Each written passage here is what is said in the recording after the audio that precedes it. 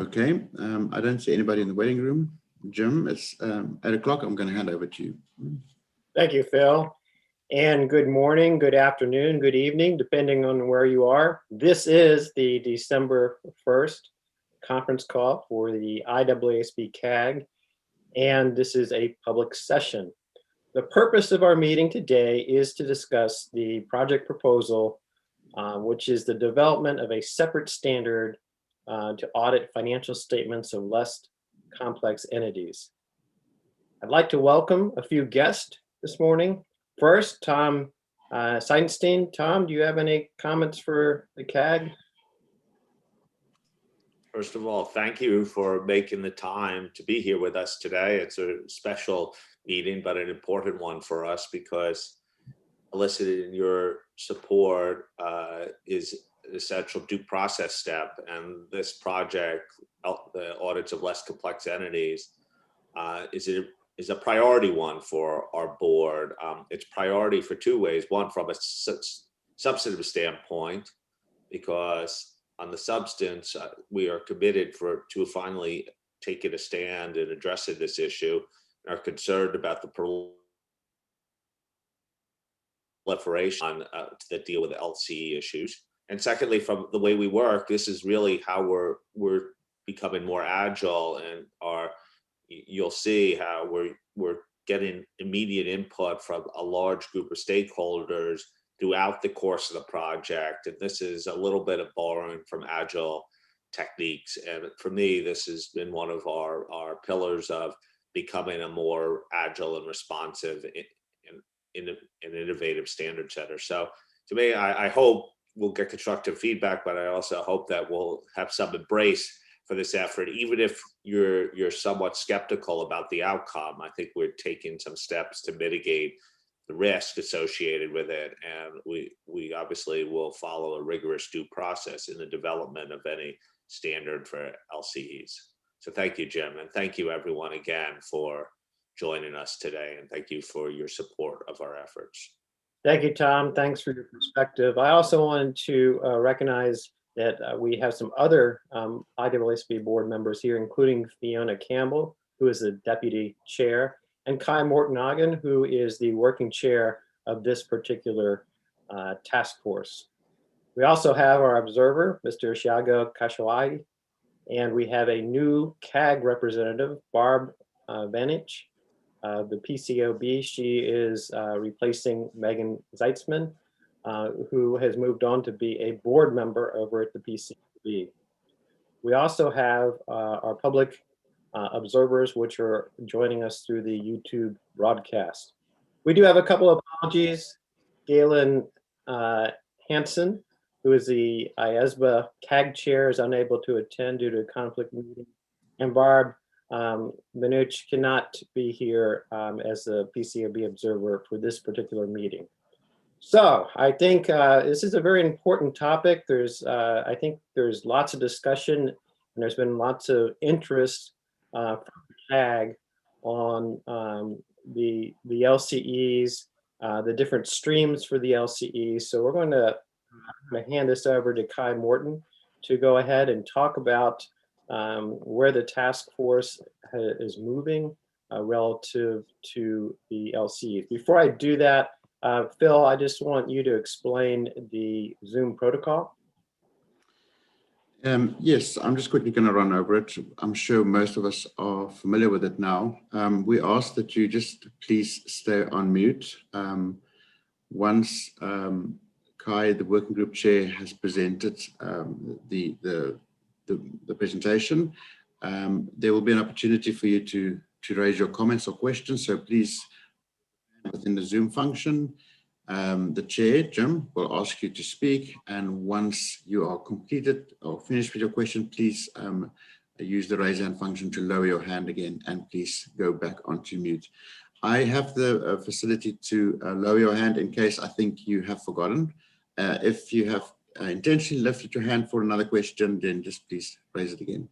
Thank you, Jim. Thank you, Phil. And before we kick this off with Kai Morgan, I'm going to see if the IAASB technical representative Billy, if you have any comments, any introductory comments? Thank you, Jim, and good day, everyone. Very nice to see you again on December 1st, 2020. I'm sure we're going to have a very good discussion. I just wanted to maybe point out that although the project proposal is up for discussion at this meeting, and that's the focus of our discussion today, you might have seen, or if you haven't, what we're going to take to the board next week during our board meeting is the project proposal, as well as a working draft of the standard. So this is a little bit unusual, but the reason for that is, you will remember back in June 2020, that was the last time that this topic went to our board. And at that meeting, we already had made plans to push out the approval of the quality management standards to the September meeting.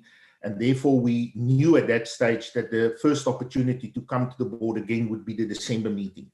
And that's why at the June meeting, the board gave us the direction to say, right, continue. We're happy for you to continue to prepare a project proposal, but also to make sure that we use the intervening 6 months as effectively as possible. We are also happy that you continue to start work on drafting the separate standard. And that is what the working group has done, using the overarching principles that were discussed with the board at the June meeting. And what Tom alluded to earlier, we've also established an LCE reference group that we've been using, that I'm sure Kai will talk a little bit more about. That's why the work has already progressed, even though we're only taking the project proposal to the board next week. And then this group, CAG, will have an opportunity to also deliberate what we're taking to the board next week, in addition to updated first draft that we are preparing to take to the March meeting, obviously at the March CAG meeting, together with the normal report backs and everything. But we're very much looking forward to your input on the project proposal today. Obviously, any input we receive today, we will take to our board meeting next week. Thank you, Jim. Thank you, Billy. And without further ado, I will hand this over to Kai Morton. Kai, why don't you walk us through this LCE project proposal? Thanks, you, Jim, and good morning, good evening, good afternoon to you all, and thank you for joining in on this session to discuss the project proposal. Just want to start by reiterate what Willie and Tom said. We at our September meeting, we discussed some of the discussions we had at the September CAG meeting. We discussed the outcome and discussions that were in the June IAASB board meeting, that allowed us to push forward the project proposal to the December meeting, but at the same time start the development of a separate standard. And I think that meeting, in the September meeting with you, we presented the overarching principles in which we were presenting or developing the standard, but also some of the process that we will use for the development of the standard. So you could almost say that this presentation, together with the September discussion we had, is the basis for the project proposal. So I will not repeat the whole process this time, as we already discussed parts of this is in September. So if you can move on to the next slide. What we have here on this slide is the background on how we got to where we are right now.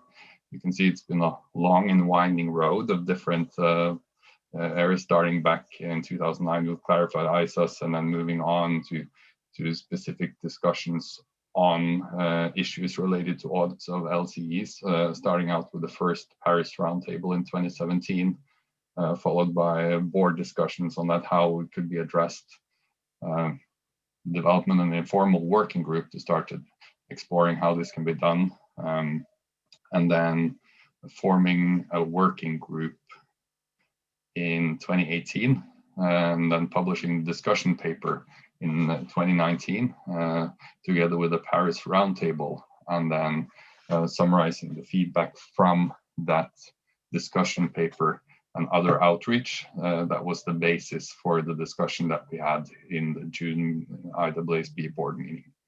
So just to remind everyone what happened at that meeting, we summarized the outcome of the discussion paper and suggested how we could move forward to address the issues.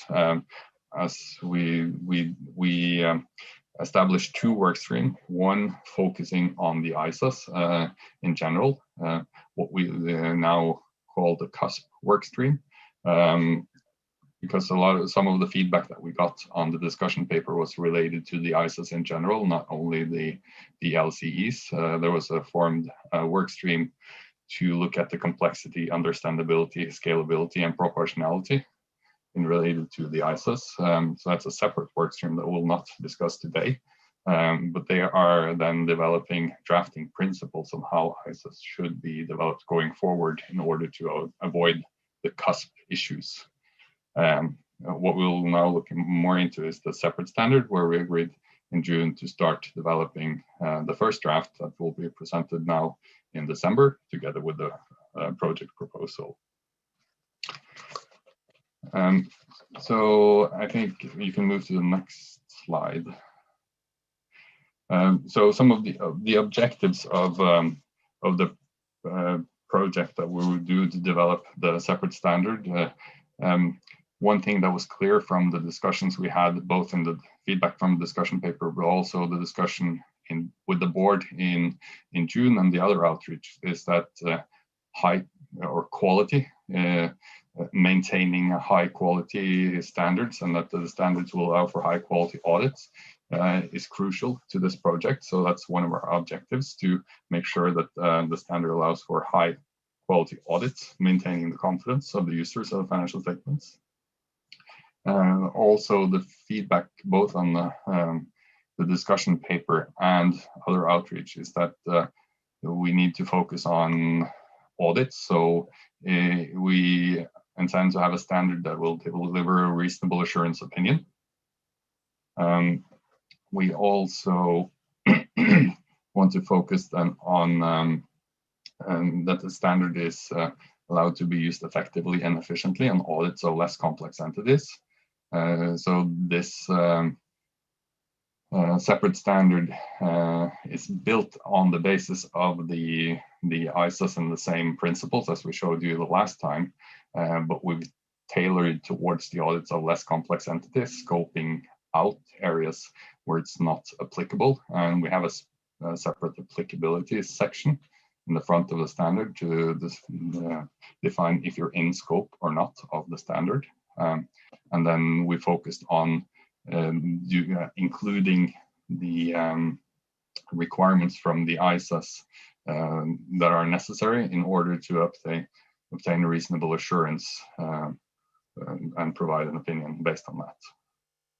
So it's based on the same requirements, but scoping out things that are not relevant for LCE audits and what we've defined under the applicability section.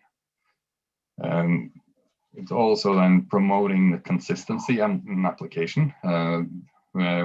We've built a standard for, or what we will do is building a standard based on the more flow of the audit and having more clear and understandable direct requirements, so we can result in a high quality audit.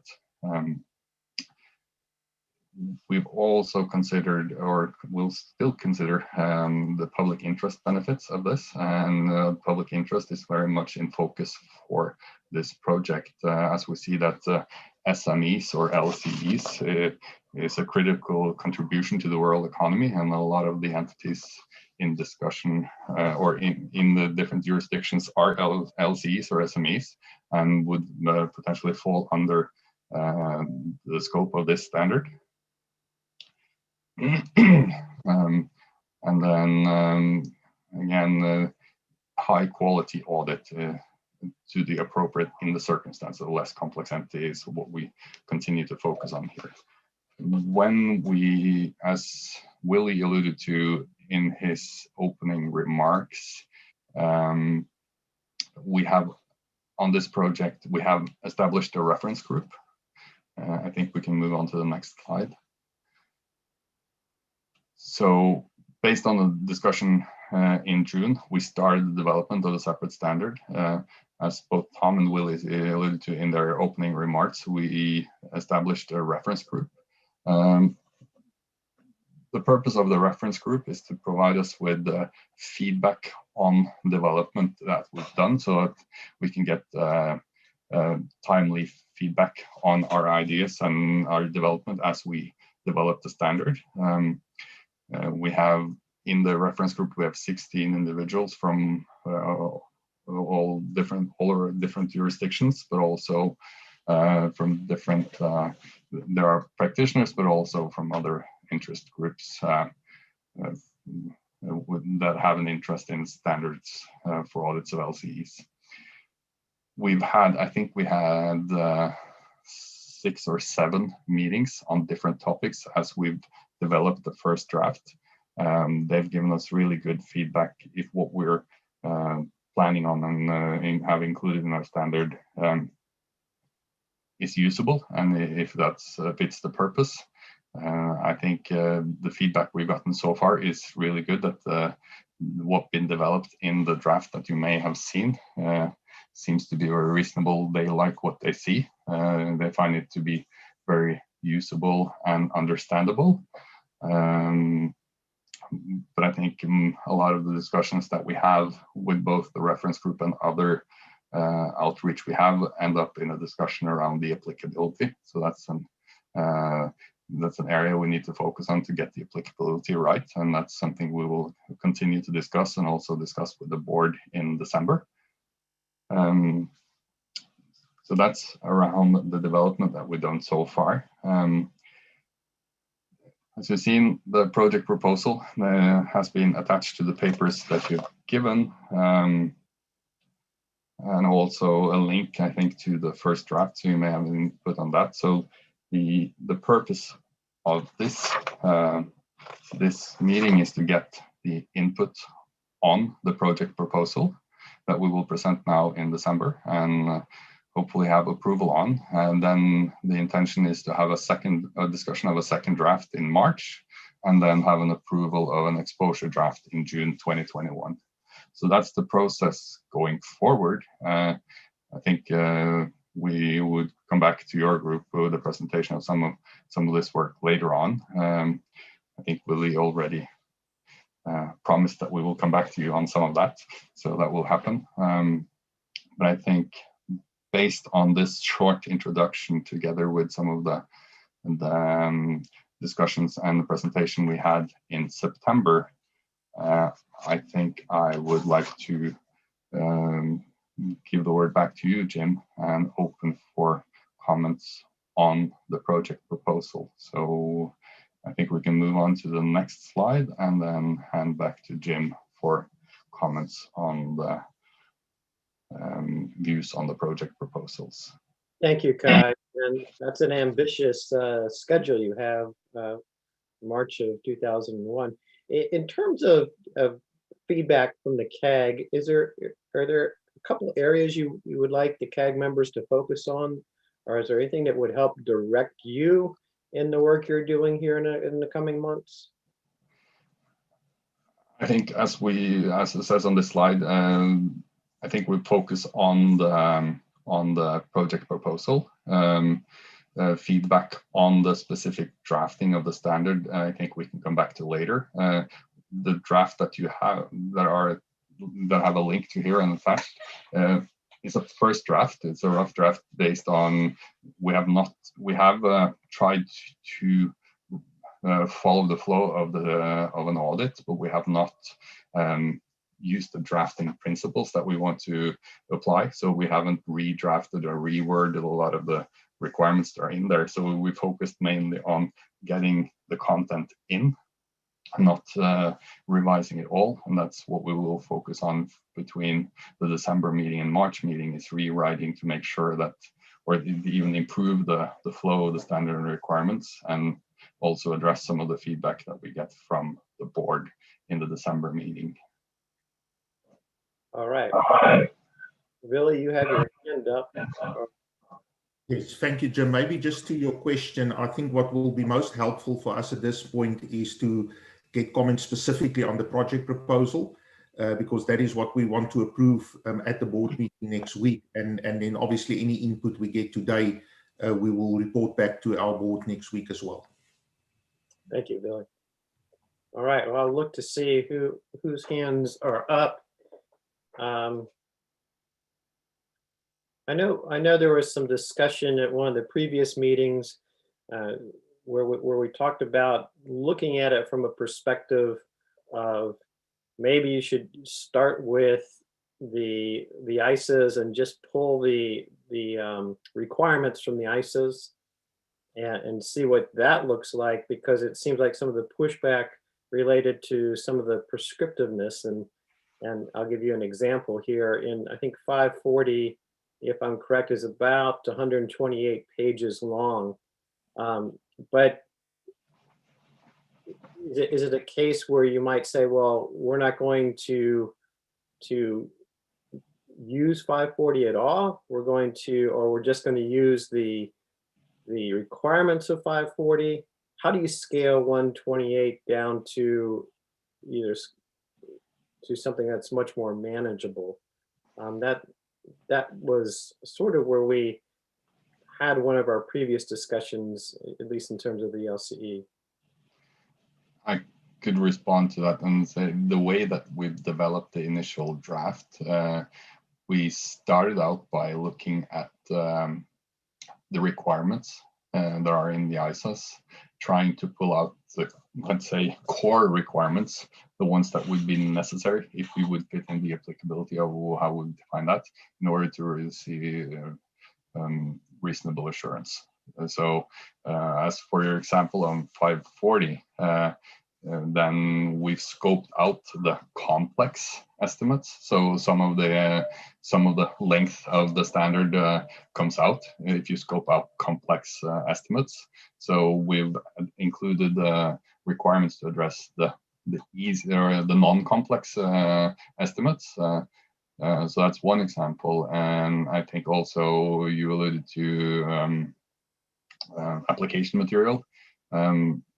As you may have seen from the draft that we that you have here, is that there is almost no application material at all.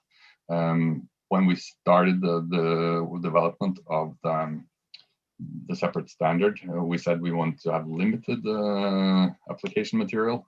We had different tries of developing limited application material that we presented both the working group and the reference group, and the feedback we got from them was that with the way that we presented the requirements in the flow of the audit and the way they've rewritten in the context of a less complex entity, it removed some of the need for the application material, so that we don't have any application material at all in the standard for now. What we do have is that it's a bit of a different structure. So we, for each part in how the standard is organized, we have an introduction box explaining what's included in each part. But we also then have included some essential material that would be it's really pulled out from the application material, but it's application material that are deemed essential in order to understand the requirement and perform the requirement. So it's not application material, but it's deemed as essential material. And I think the full discussion and the conclusion has not been reached yet, but we envision that when the standard comes out, it needs to come with some sort of application material. If that's the first time through guide or what it is, I think is yet to be decided, but some level of application material needs to come out with some guidance. Thanks, Kai. I think that gives a good perspective. And I've seen the proposal where you broke it down to some of the key elements of assessing risk and reporting and whatnot. Paul, I see you have your hand up. Thank you, Jim. And you know, I come from a perspective of a securities regulator, so my perspective is probably different than a lot of the constituents that Kai and others are hearing from here. And so just some observations. One is in that regard, scoping, if the board goes in the direction of a separate standard for LCE, scoping is going to be extremely important and obviously something securities regulators, I think, are going to be very, very focused on to evaluate whether, in our judgment, the scoping is the right scoping. Secondly, the notion of improving drafting principles and improving the clarity of drafting, I think that's a great outcome, but I think that's something that Tom and board members are kind of continually focused on is what I would call a continuous improvement process in the drafting of the standards, and that's always a good thing. But with respect to the specific project plan, I guess I have concerns that fall into three buckets with an approach to establishing a separate standard for LCEs. First concern is what I would call optics, that there's the potential to create confusion in the marketplace when you have a separate standard that asserts that it is the same quality of an engagement as a different set of standards. And like I say, I see the potential for confusion in the marketplace. Let me compare and contrast that with what the IAASB did when it issued standards IFRS for SMEs, wherein the IAASB is clear that that is a different accounting framework, and that when an entity uses those standards, it is not attempting to prepare financial statements that assert to be in compliance with IFRS. So it is intentionally a different framework.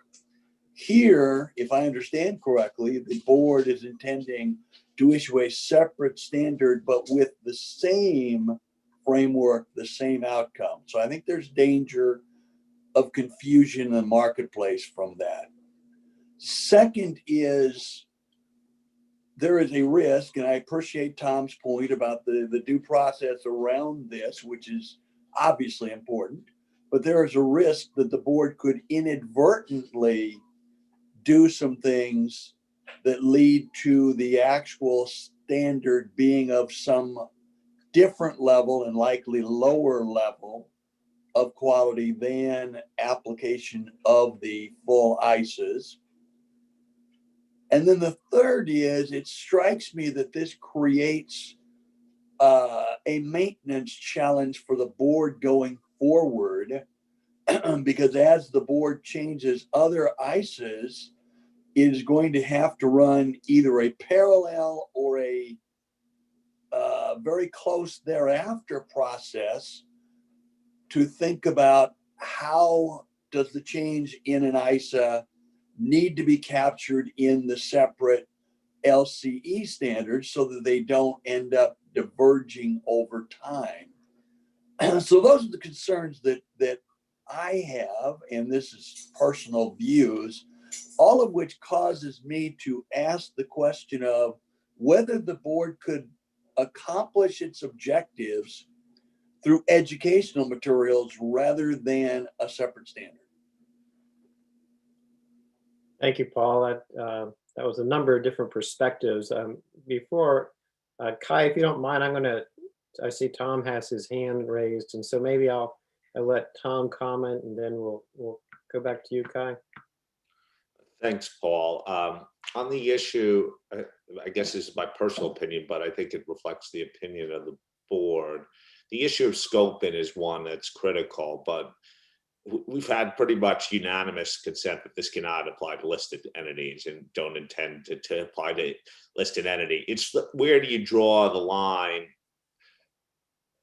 elsewhere, sort of from PI down to small entities, but listed from a securities regulator standpoint, I think you could be comforted. We certainly do not intend this standard to apply to listed entities. Obviously, national jurisdictions will determine whether or not to use the standard first of all. That's the big thing. It's not an obligation. And second of all, to what level of entities it should apply for. but we're very clear that it cannot apply to listed entities. Like your final question is basically the $64,000 question. In some ways, we've been toying with for years. We think actually it cannot be addressed solely by research and guidance. We've tried that road too long, and we feel like we're trying this route will mitigate some of the risks that we see developing in the marketplace, and why we've put it so high on our agenda. This was really sort of a subject, quite a bit of our strategy discussions and work plan discussions of a year ago. Now, whether that'll be borne out in our due process, I think that's why we go through it all. In terms of different framework, I think we're getting confused a little bit on language. I think the brand issue is a real issue. I don't want to give a sense that this is personal view, because obviously everything has to go through due process, that we're going to call it ISAs. I think it has to be called, personally, it has to be called something else to distinguish between what the framework is or not. But I think when we use the term framework at Bev and Kai talk about, it's sort of the principles of of what underpins the standard itself. I don't think this will be of lower quality. If anything else, we're going to follow our full due process. If you trust, not to steal a term that's followed my favorite basketball team, we're going to trust the process here a little bit. In fact, we've added, by having this reference group, a more robust layer of constant, continuous input throughout the process. And I think, it'll only be borne out by evidence at the end. And the maintenance challenge clearly exists. That's something the IAASB is addressing too right now with their SME standard review as well, and how to keep it linked. I think we'll have to deal with that resource issue. But I can tell you the maintenance challenge exists whether we do the standard or not. National jurisdictions are doing their national standards, and to have all these permutations of national standards with divergences from each other and from our full ISAs is also a maintenance challenge. So I think this is a mitigated step, but obviously we have to see whether our process bears it out. But you go through that same issue pretty much any time you take on a new standard setting project as well. I hope I didn't steal too much of Bev and Kai's thunder here, but to me, these were the key things that got me, when I took over the chair, why I thought we needed to make this a top priority project. And it really is a top priority project if approved at this board. Thanks, Tom. I see there's some other hands up, so let me go ahead and call on those. Takashi? Thank you, Jim. Thank you, Chair. Thank you, Cameron, for the presentation. And I want to echo the Paul's comment, and we still have a concern with this project. My comment may be the same as Paul, but I want to say again. And first of all, I do not oppose to approve the project proposal or developing separate standard at this stage. But I still have same concerns with the Paul, and so separate standard for audit of LCE could result in a two-tier audit standards or confusion for the user's audit report. These concerns, as you know, these concerns are same concerns at the last CAG meeting as a CAG members raised, and therefore I want to remind that the task force should carefully progress this initiative considering what needed to be done to mitigate these concerns. And in addition, same as Paul, I am a security regulator. So from the view of the global security regulator perspective, not only for offering or listing in one jurisdiction, but also for the cross-border offering or listing it is desirable for audit performed in accordance with current ISA and one set of global auditing standards. It is very, very important for us. So from this view perspective, I want to echo the Paul's comment. The scope of this separate standards should be excluded for the listed entities. So the task force views and also the Thomas comments, I am supportive for the view that listed entities should be excluded from the scope of this standard. This is very, very important point for this project. And the second is related to the concern I mentioned that could result in the two-tier audit standard or confusion for the users. So I think do not creating such a concern and do not creating another how do you say expectation gap for the users. So this is also issue that task force should address in this project. So this is also I want to task force to consider clearly writing this point in the project proposal as an issue that task force should address in the future. Thank you. Thank you, Takashi. Naomi? Thank you, Chairman. Good afternoon, good morning, everyone. I just wanted to mention the fact that we were still very supportive of this project.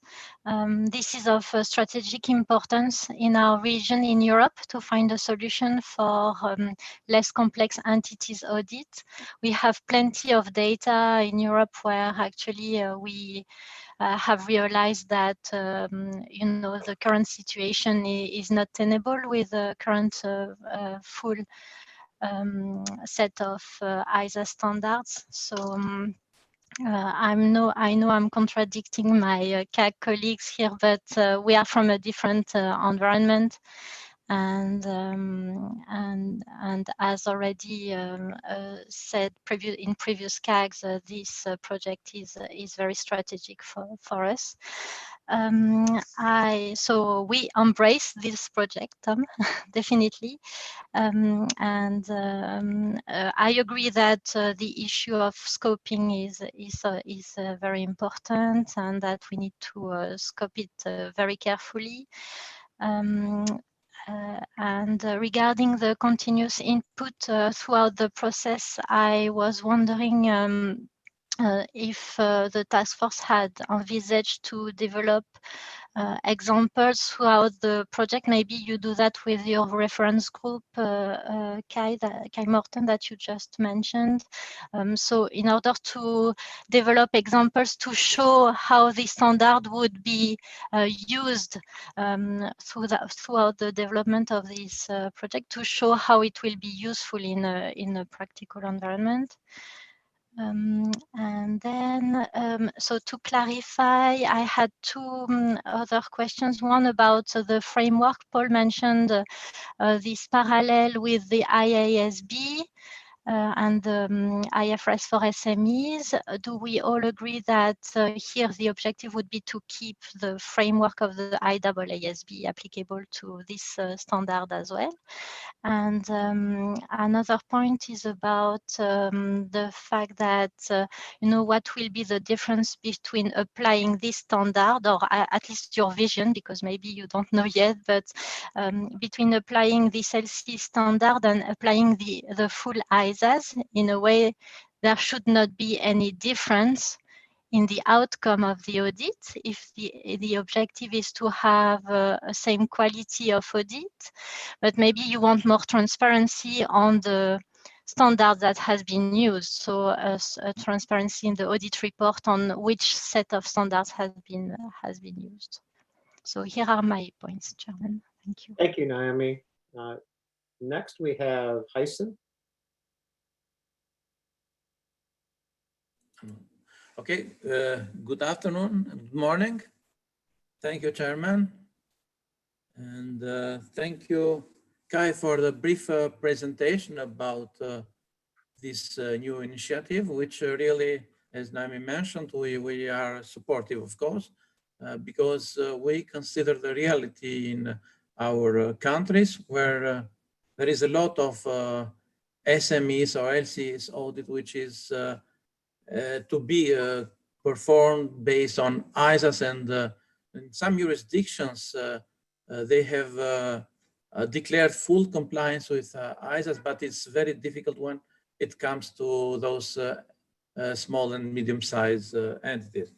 I totally agree with, I would say, different opinions and of the idea of scoping to be clearly, and the risk and concerns that are related with this standard.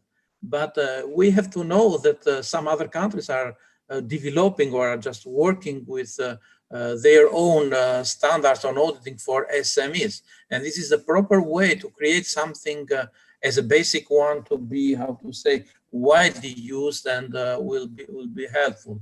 So we see this very good even for other than statutory audit, for example, voluntary audit, which is because in some cases, some countries, in order to avoid, how to say, full compliance with ISAs, has skipped to put some obligatory on other review services, which is not, how to say, to pretend to provide reliable information for the financial statement users.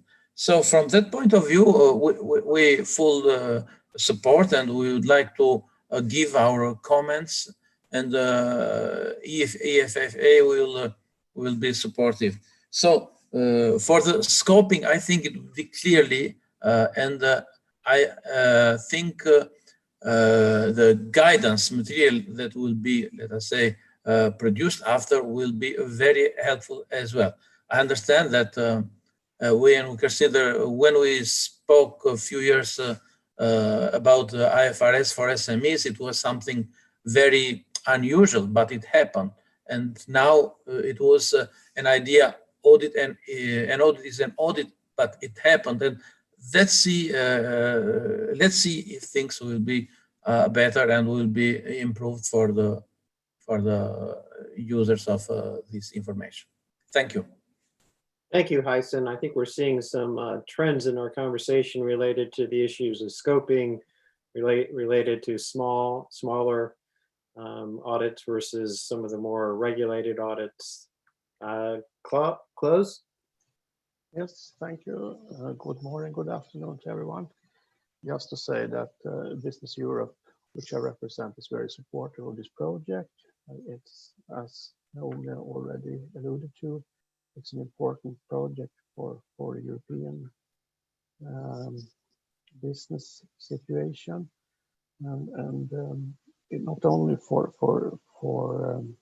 the auditors and users, also for the audit clients. This is an important project to take further. So it's great that the IAASB is giving this project priority. And I also want to come back to the issue that say that it's important to try to develop something now on a global scale here, because due to the initiatives that already have been taken in various jurisdictions, which is, to me, is not a good development, because that will only increase fragmentation even further. So from a general standpoint, and also from the European business community, it's very important to go ahead with this proposal. I do recognize there are some challenges in this, of course, and I will not repeat what's been said about the scope, which of course is extremely important, but nonetheless, we're very pleased that the IAASB has decided to take on or want to pursue this program. Thank you. Klaus, do you think there'll be a risk that there'll be a perception of different levels of quality if you have two separate sets of standards? I personally, from a looking from an audit client perspective, I'm less concerned about that. And also, I think that you need to, of course, to take into the user community here to try to see a picture of who are the users of financial statements, and also audit reports for less complex entities. So I think it's really here where you come to the testing ground, so to say. But compared to others that have raised the concerns, I'm less concerned, I must say, in that respect. Thank you. Let's see, we do have a few more comments. I'm going to call Robert DiTrulio. Thank you, Jim. Hello, everyone. Thanks for the presentation. So maybe a comment and then a question. So I guess I have a bit of a concern from the audit firm standpoint. I'm supportive of the proposal, don't get me wrong, but from the audit firm proposal with regard to things like training that, you know, there's two sets of training, you know, auditors who are proficient at auditing LCEs and those who are proficient at auditing complex entities. I mean, that's on the audit firm, but just to raise that. But my question really is sort of, you know, the tipping point. An entity changes its investment strategy. You know, at what point does it become complex? And at what point does the standard kick in? Because now, you know, the auditor needs to have sort of more firepower to do that audit. So if someone could kind of speak to that, movement from less complex to complex and how we address that, that'd be helpful. Thank you, Robert. Paul? Thanks, Jim. Yeah, just 2 points really, but I think Tom, you've already covered it off to a degree. You know, there's very important lessons to be learned from the experience at IFRS with their IFRS for SME standard. As far as I'm aware, that when that standard, the IFRS for SMEs, was being developed, there were obviously concerns about a two-tier system, that these standards would produce a lower quality of financial statement than full IFRS. As far as I'm aware, most of those concerns proved unfounded. I don't think there's concerns around the quality of financial statements as produced by IFRS for SME. And secondly, in terms of maintenance, again, there's important lessons to be learned as to how to maintain two sets of standards. In the case of the IFRS, they have an SME implementation group, which I just happen to be a member of. And that group is frequently responding to requests from staff to assist with the implementation and updating of the standard. Of course, everything does go through the proper process through the board, but that group serves in an advisory capacity for the ongoing maintenance of the standard. You know, so I'm not saying that is a model that necessarily the IAASB would borrow or steal, but you know, we stand to learn from what others have done previously. Thank you, Paul. And that did remind me of I guess a perspective from maybe a U.S. perspective, where we effectively have two sets of standards, with the PCAOB standards for public companies, and then we have the AICPA standards for all other companies. I think the approach is a little bit different in the sense, and maybe Paul Munter is going to correct me, but I think that the PCAOB standards started with the AICPA standards years ago, and they added to them, and that's where the differences started to appear. So I guess it's not this whole concept, at least from a U.S. perspective, isn't entirely new. Paul, I see you have your hand up. Yeah, so we have three Pauls here. You sometimes may have to specify which Paul. From here on out, you're going to be known by your last name. Yeah, but I was the last one left, so I was pretty sure this one was me. You know, first of all, I'm also very supportive, and thank you for the presentation. When I was reading through the materials, I had this nagging concern about, you know, how do you make something about less complex entities not become too complex in a standard? You know, Kai, I will say though, I think your response to Jim's initial comments were heartening. It gave me some comfort that, not surprisingly, that's very front of mind for you.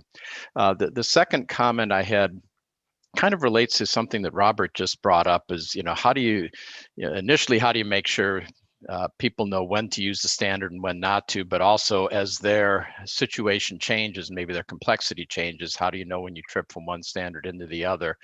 I recall in September, we talked a little bit about a decision tree, which I liked a lot. I understand that has evolved. I'm not sure if you're still planning on including that decision tree or something like it. But if so, the challenge will be, how do you keep things very principle-based while trying to be as prescriptive as possible in the use of a decision tree or something like that? So good luck with that. But again, I'm very supportive of the direction. Thank you, Paul S. We're going to now, I have a couple other hands up, so I'm going to go ahead and recognize Henry Rees. I think you're the only Henry. Hello, Jim. Hello, everybody. I just wanted to say just a few things here. Continue to support this project. Can really well understand the need for this standard. What's just interesting, I think, is just sort of thinking ahead, really, and if the board is successful with this and it gets the support, sort of looking ahead and thinking there could be a large number of companies around the world applying the IFRS for SME standard, and the audit being undertaken under this new standard. So it'd be very interesting to see how it develops. I found Paul Munter's comments very interesting at the outset, and I mean I can understand that concern, and I think he raises a really good point about the difference between this scenario and the IFRS for SME standard. But I was thinking about that, and just thinking my own personal view is that should be able to be overcome and addressed. I think it's the important thing will just be being very clear about the scoping, being very clear who is this standard designed for, and also just being clear in the descriptions of which standard is being used. And I thought Tom's comment about sort of not labeling this an ISA, I could see could be very helpful in dealing with that concern as well. I just a few other random comments. I just think in any communications around this project, it'd be really important to emphasize some of the materials in the project proposal about this is about quality audit, not about a lesser audit. I think that should really come out. And then people have made reference to specific things with the IFRS for SME standards. The maintenance point, one of the selling points that we've always pushed for the IFRS for the SME standard is we're not constantly tinkering with it as we are with full IFRS. Full IFRS is sort of constantly changing. And so it just gets a periodic review. Again, I can see some differences here because of trying to have the same audit opinion, but it's still worth looking at how we dealt with that. And then just lastly was just to comment on the application guidance point. One of the things that we did was to try and keep the SME IFRS for SMEs a sort of fairly trim standard is again had limited application guidance in the standard, but we did produce a series of modules, education modules, if you like, that sort of support the standard and are there as a resource for people to use. So thank you very much. Thank you, Henry. Daniel Sarmiento. Hello, everybody. How are you all? So sorry. There you go. Okay. Here you go. Okay. I think this is a project that comes at good time for the region. I mean, the Latin American region, because many have even thought about freeing entities that are not in public interest to use audit of financial statements. However, will be necessary, I think, to see how the detail, I mean, the wording of the final project develops the different requirements to balance the need for public trust and with the technical requirements of the assurance. I mean, you know, for small entities, maybe the procedures to evaluate them could be different from large entities. So I think the scope of audit procedures need to be very clear in order to get a very high utility of this standard of this project, I think. Thank you, Daniel. And we have Wei Meng. Hi, hello. Hello. You're coming through. Okay, thank you, Chair. Thanks for the presentation. I would like to echo Noemi's transparency remark. I agree with her that CPAs should include which standards they followed when performing auditing into the audit report. And one more suggestion is that CPAs should give the reasons why the entity is treated as LCE, and at least record that in working paper, and ideally in auditing report, let the users of the report know the reason. That's all. Thank you. Thank you.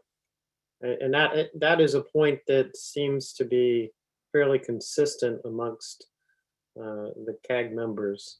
Shago, do you want to speak now, or do you want to wait till the end? I see you have your hand. I can wait until the end, yeah. Okay. Let me see if we have. Kai, do you want to respond, or do you want to, I can call on Shago. I can respond now. I have a long list of, first, thank you all for the good comments, and I'll start from the top and go down. No, there was some, as you said, there was some common themes coming through. I think one of them being quality, how we make sure that we maintain the same level audit quality, and that the standards would allow for that, and also not to develop a two-tier system. Those are risks that we have on our map the whole time, as we do, as we've done the development, and we will continue to keep them on the top of our map. Talking about map, I think also if you want to go into the details to see what the real differences are between the separate standard and the ISAs, to see if we're able to obtain the same level of assurance, we have a separate mapping that starts from each requirement in the ISAs and map them down to the requirement in the separate standard. And if they're not mapped into the separate standard, there is an explanation of why they're not there. So I think that's very technical, but I think it could also help someone to make sure to understand why certain things have not been included in the separate standard, because they're not relevant in an LCE environment. And also, as someone said on this call, that how you obtain the same level of assurance may be different on a less complex entity versus more complex. So by that, we can also have some different requirements on how to obtain that assurance.